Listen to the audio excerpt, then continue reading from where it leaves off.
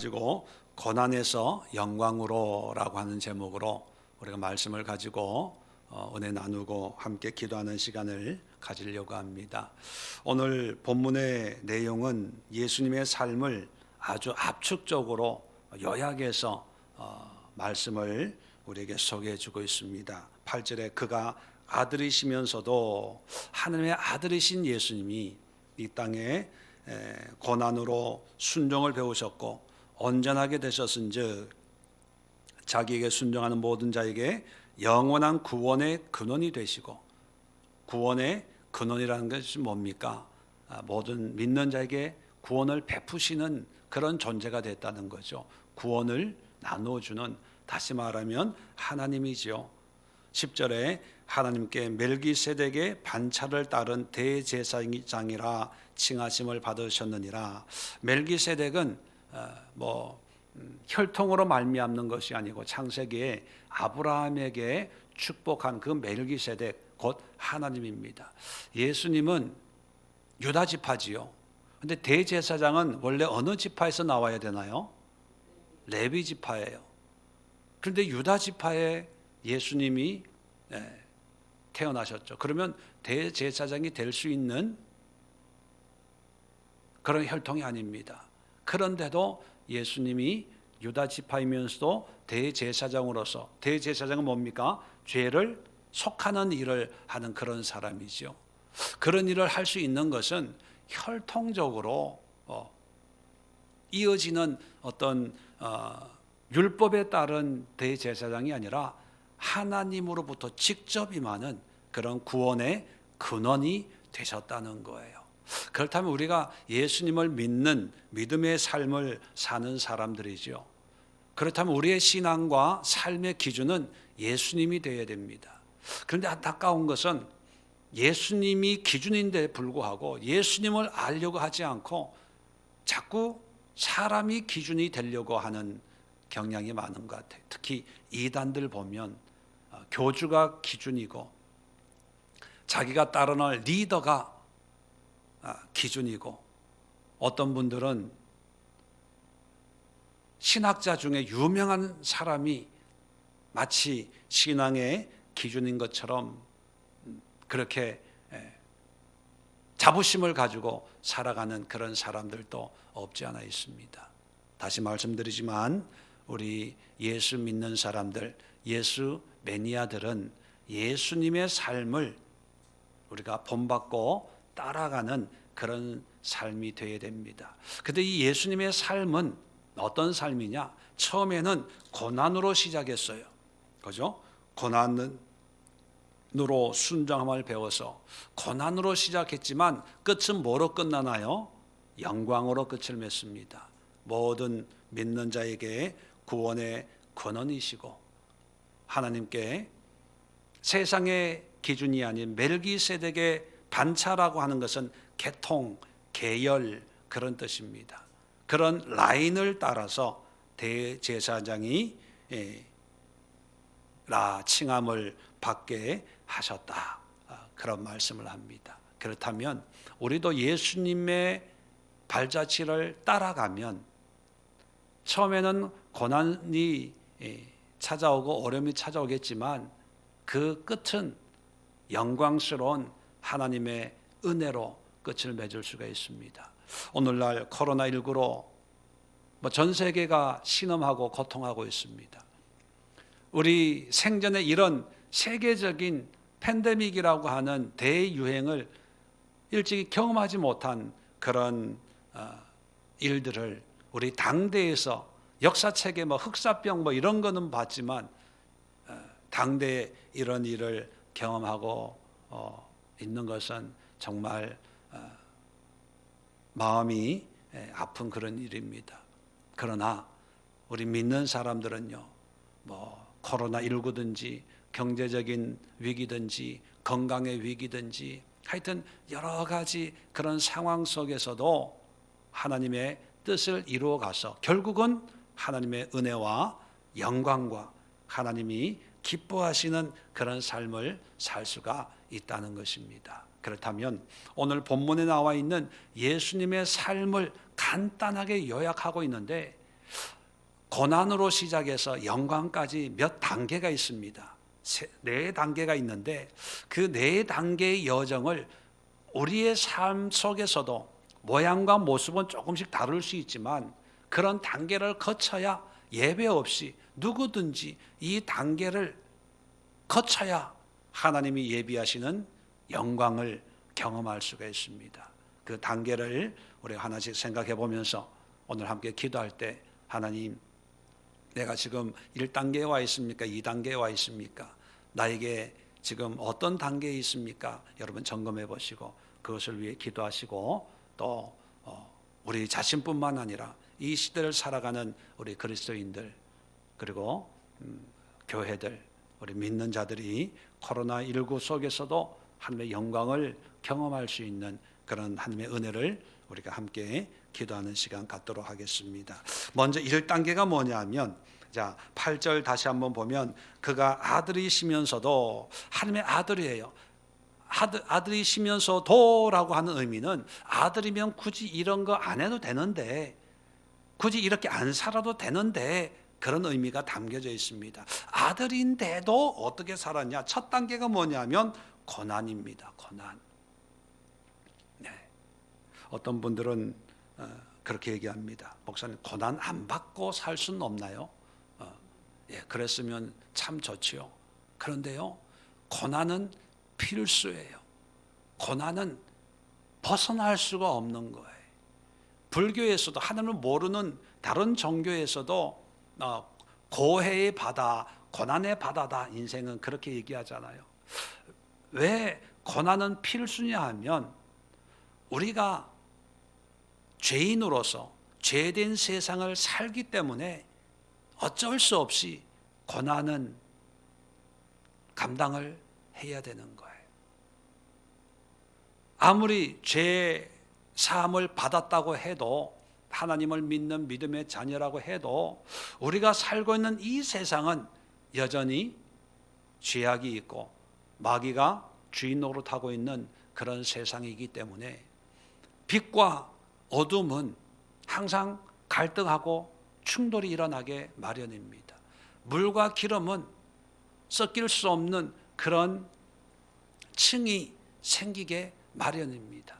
예수 믿는데도 세상살이가 너무 기쁘고 즐겁고 행복해요. 물론 은혜 가운데 기쁘고 즐거운 걸 얘기하는 게 아니라 세상 속에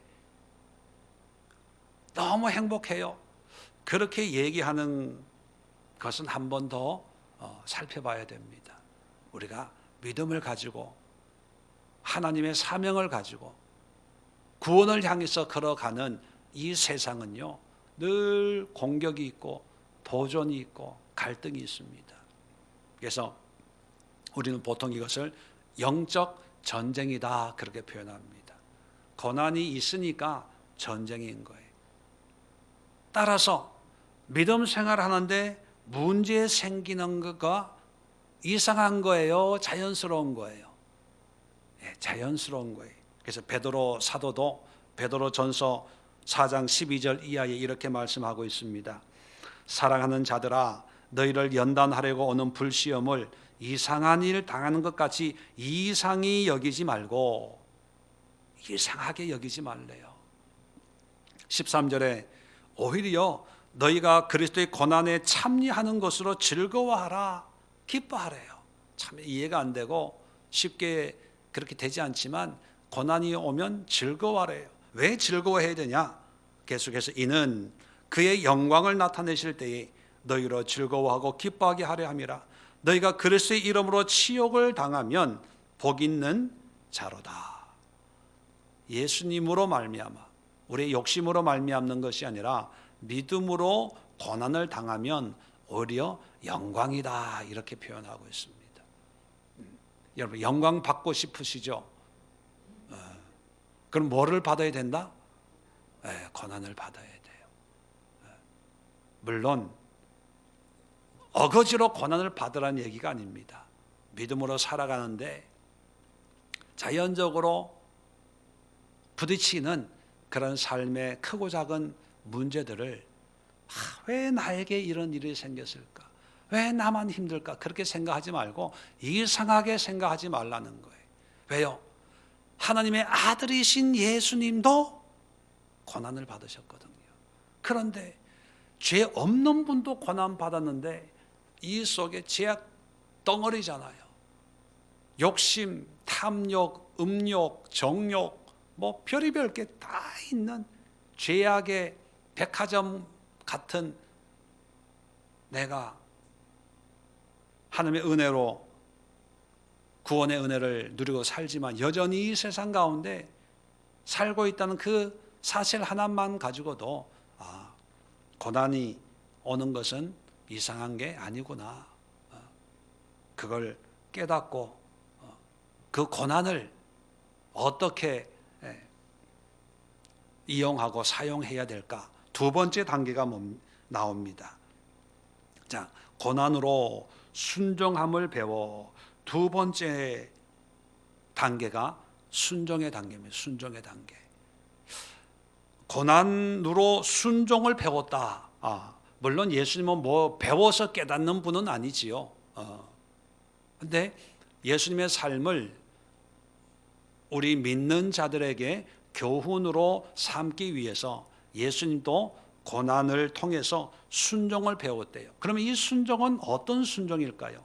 고난에 순종하는 걸까요? 하나님께 순종하는 걸까요? 네, 사람들은 착각을 합니다. 뭐냐 하면 고난이 찾아왔어요. 찾아오면 두 가지 마음이 있죠. 하나는 이 고난을 없애게 해달라고 하는 그런 고난이 있고 그런 생각이 있고, 또 한 마음은 뭐냐면 그래, 하나님이 주신 거라면 고난을 달게 받자. 그래서 이 현실을 인정하고 그래, 뭐 내 팔자라고는 생각하지 않지만 그냥 내 믿음의 분복이거니 하고 그렇게 살아가는 분들이 있어요. 근데 두 종류의 사람 다 잘못된 거예요. 고난을 통해서 우리가 순종함을 배워야 되는데, 그 순종함이라고 하는 것은 현실에 순종하는 것이 아니라 나에게 고난을 주신 하나님의 뜻에 순종하는 거예요. 무슨 뜻이냐 하면, 내가 만약에 경제적인 어려움이 있어요. 예를 들어서 경제적인 어려움에 갑자기 가난이 닥쳐왔다고 한번 예를 들어봅시다. 그러면 어떤 사람들은 간절히 기도합니다. 하나님, 이 가난의 문제가 해결되게 하옵소서.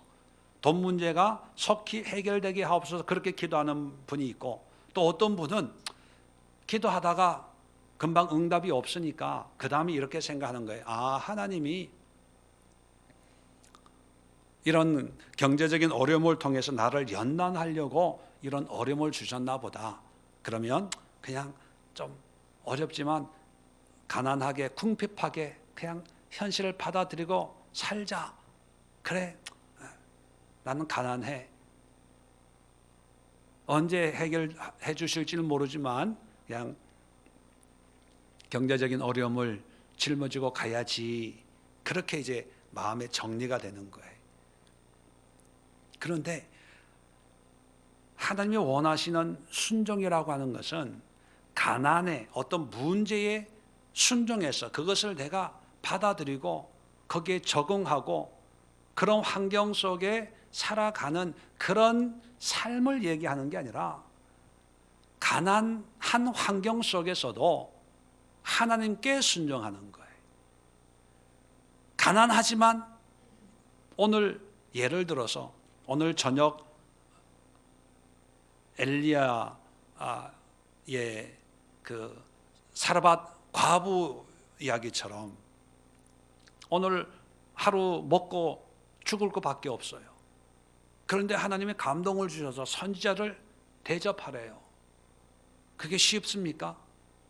어려워요. 그런데 순종해요. 그게 하나님께 순종하는 거예요. 옥합을 예수님을 위해서 깨뜨려요. 부자가 아니거든요. 그런데 성령의 감동에 순종하는 거예요. 왜 고난으로 순종을 배울까요? 고난이 오면 다 자기 중심적이 돼요. 가난이 오면 나도 먹을 게 없어. 나도 힘들어. 나도 힘들어. 그래서 사실 하나님의 뜻에 순종하기가 쉽지가 않아요. 오히려 형편이 좋을 때는요, 순종하기 좋아요. 감사 헌금도 하고 선교 헌금도 하고 구제도 하고 좀 여유가 있으니까. 그런데 이 좀 빠듯하게 되면요, 내 쓸 거가 먼저기 때문에 순종하기가 쉽지가 않아요. 그런데 하나님 우리에게 고난을 주시는 것은 그 고난을 받아들이고 고난을 인정하고 고난스러운 환경에서 그냥 하루하루 살아가라는 그런 의도가 아니라 그 고난 속에서도 하나님이 말씀하시는 말씀에 순종하고 성령이 주시는 감동에 순종하고 하나님의 뜻에 순종하는 그런 삶을 살라는 거예요. 예수님께서도 겟세마네 동산에서 마지막 기도를 하실 때 마지막 기도가 뭐였습니까? 내 뜻대로 마옵시고 아버지의 뜻대로 하옵소서. 아버지의 뜻에 결국은 순종하는 거예요. 물론 인간적으로 이 잔이 지나가게 해달라는 그런 기도를 해요. 그러나 내 뜻대로 마옵시고 아버지의 뜻대로 하옵소서 기도하고 그 십자가를 지시죠. 성경에 말하는 순종의 대상은 철저하게 하나님이에요. 그런데 우리는 환경에 순종하는 것이 하나님께 순종하는 거라고 그렇게 생각을 합니다. 물론 환경을 통해서 하나님의 뜻이 그렇게 인도하시는 일들도 있죠. 근데 때로는 환경과 전혀 상관없이 인도할 때가 있어요. 나는 아파 죽겠는데 나가서 전도하래요. 나는 지금 먹을 게 하나도 없는데 나눠주래요. 그럴 때 있잖아요. 나는 바빠 죽겠는데 가서 만나서 위로해 줘라. 그럴 때가 있어요. 여러분, 예수님이 고난을 통해서 그 고난에 흔들리지 않고 고난에 휩쓸리지 않고 고난에 타협하지 않고 그 고난 중에도 끝까지 하나님께 순종하는 것을 배우셨대요. 그렇다면 우리 그리스도인들도 고난 속에서도 하나님께 순종하는 것을 배워야 됩니다. 배우지 않으면 저절로 되지 않는다는 거예요. 왜요? 여전히 죄의 속성을 가지고 있는 우리잖아요.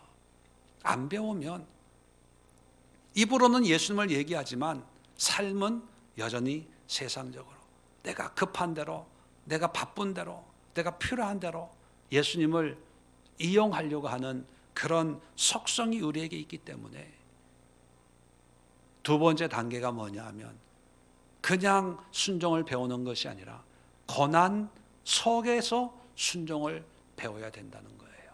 그래서 이 시간 기도할 때 하나님, 고난을 이유 삼지 말고 내 형편과 현실을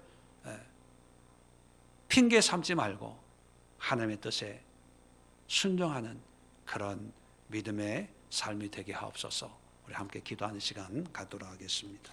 세 번째 단계가 뭐냐면, 자, 9절에 보니까, 자, 그 다음에 뭐냐면, 온전하게 되셨은즉, 온전하게 됐다는 거예요. 근데 이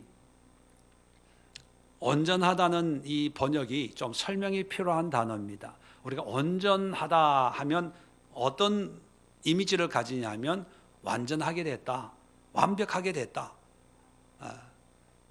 인간 예수님이 하나님이신 성자 아들 예수가 됐다, 뭐 이렇게 이해를 합니다. 근데 원어적으로는 텔레이오라는 단어인데 이 단어의 의미는 완성하다, 성취하다는 뜻입니다. 예수님이 십자가상에서 마지막 말씀이 뭐였습니까? 내가 다 이루었다, 완성했다는 거예요. 그때 쓴 단어가 텔레이오, 테텔레스타이라는 그런 단어입니다. 같은 단어예요.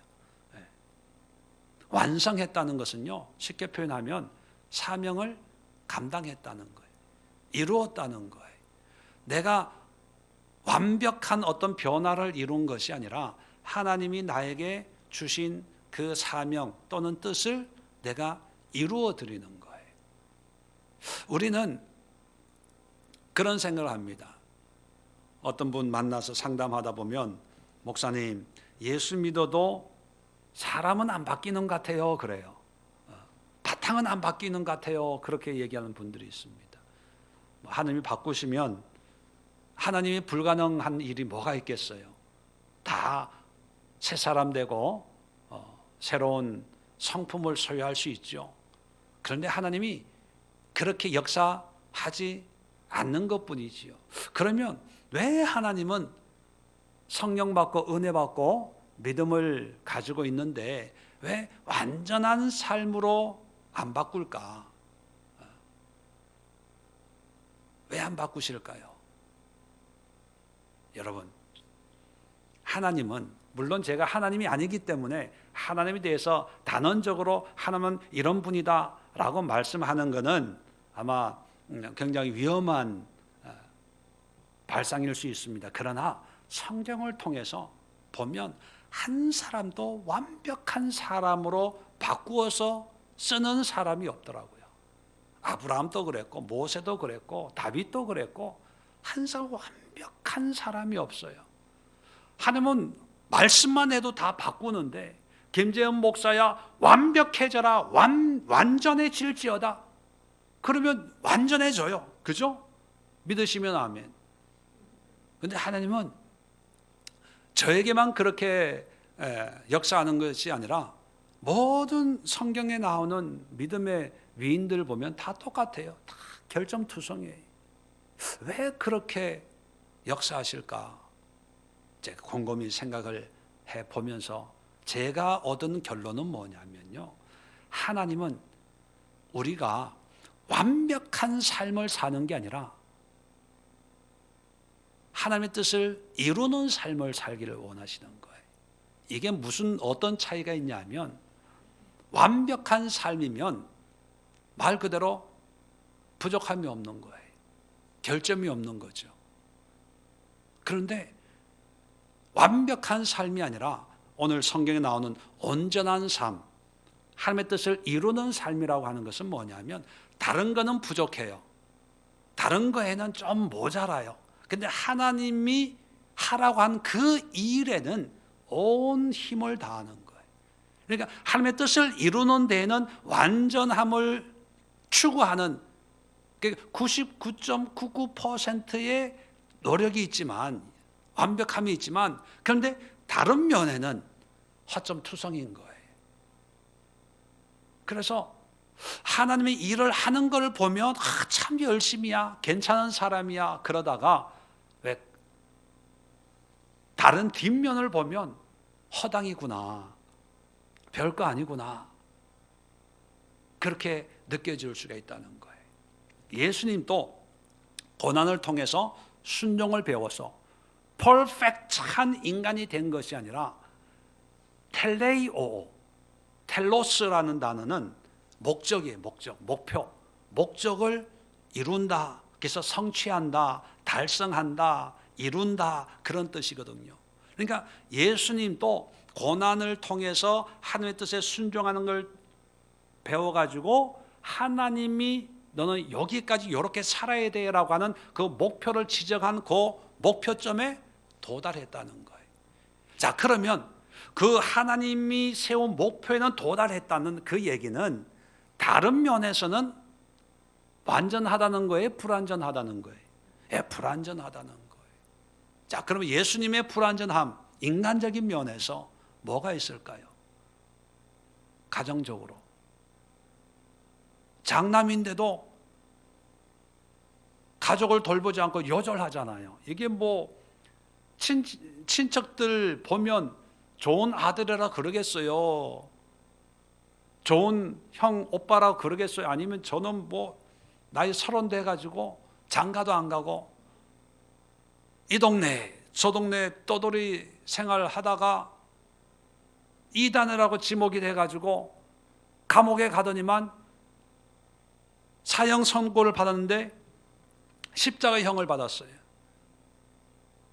가장 흉악한 죄목으로 사형 선고 받은 거예요. 여러분, 집에 사형 죄수가 있다면 그거 놔들고 어떻게 다닙니까? 이사를 가야지요. 예수님은 그 형국이에요. 그리고 예수님의 사역이, 우리는 뭐 이제 그 영적인 의미를 알기 때문에 그렇지만 당시 기준으로 보면 스승 제자 그러는데 제자로 따라다니는 사람이 좀 내세울 만한 사람들입니까? 아니면 영 아닌 사람들입니까? 갈릴리 어부들이에요, 어부들. 그리고 그것도 12명 어중이 또 어중이 모아가지고 돌아다니는 거예요. 돈이 있어요. 뭐가 있어요? 요는 굴이 있지만 인자는 머리 둘 곳조차 없다. 그러면서 이곳저곳 다른 면으로 보면 허점투성이에요. 그런데 하나님이 주신 사명은 뭐예요? 구원이거든요. 십자가예요. 그 십자가를 지는 거에는 누가 뭐라 그래도 흔들리지 않고, 어머니가 찾아도 누가 나의 가족이냐, 내 말을 듣고 나를 따르고 나와 함께하는 자들이 나의 어머니요 나의 가족이다, 뭐 이러는 거예요. 여러분, 온전함이란 뭐냐면 하나님의 뜻을 타협하지 않고 끝까지 이루어 드리는 거예요. 그게 3단계입니다. 그 과정을 겪어야 돼요. 그런데 온전함을 추구하다가 조금 고난이 찾아오면 포기해요. 왜? 하나님보다는 내가 중요하니까. 하나님, 속히 이 잔이 내게서 지나가게 하옵소서. 그러면 더 많은 것으로 주님 앞에 영광 돌리겠나이다, 더 많이 봉사하겠나이다, 뭐 그런 마음을 가질 때가 있죠. 예수님이 십자가상에서 내가 다 이루었다, 이것이 마지막 말씀이에요. 그 말씀의 의미가 하나님의 뜻을 내가 다 이루었습니다, 그거예요. 그런데 그 말씀의 다른 면은 아까 말씀드린 것처럼 인간적으로, 세상적으로 그런 관점으로 보면 문제투성이고 부족투성이고 허점투성이에요. 그런데 하나님의 뜻은 완벽하게 이루었을 때 온전하게 되셨은즉 온전하게 되었다. 그래서 여러분, 우리는 완벽한 삶을 살기 위해서 애쓸 필요가 없어요. 왜냐하면 그렇게 살 수가 없기 때문이에요. 단지 우리는 하나님이 나에게 주신 믿음의 분량과 은사와 나에게 주신 말씀을 따라서 그 말씀을, 그 뜻을 끝까지 일편단심 한결같이 그 뜻을 이루는 거예요. 왔다 갔다 하지 않고, 했다가 안 했다가 하지 않고, 좌로도 치우치지 않고 우로도 치우치지 않고, 뭐 그런 표현이 있잖아요. 한결같은 마음으로 그 뜻을 이루는 그런 온전한 삶을 하나님이 우리에게 요구하신다는 겁니다. 그래서 여러분, 다 할 수 있으면 좋지만 다 못한다고 기죽을 필요가 없어요. 하나님의 뜻을 이루는 거에 최선을 다하시고 그것만을 완전하게 이루어서 하나님 앞에 섰을 때 하나님, 내가 다 이루었습니다 라고 할 수 있어야 됩니다. 이해되시면 아멘.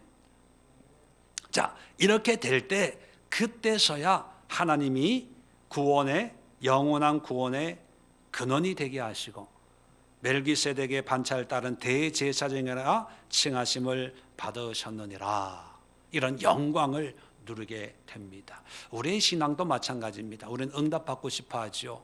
하나님의 어떤 역사를 기대하지요.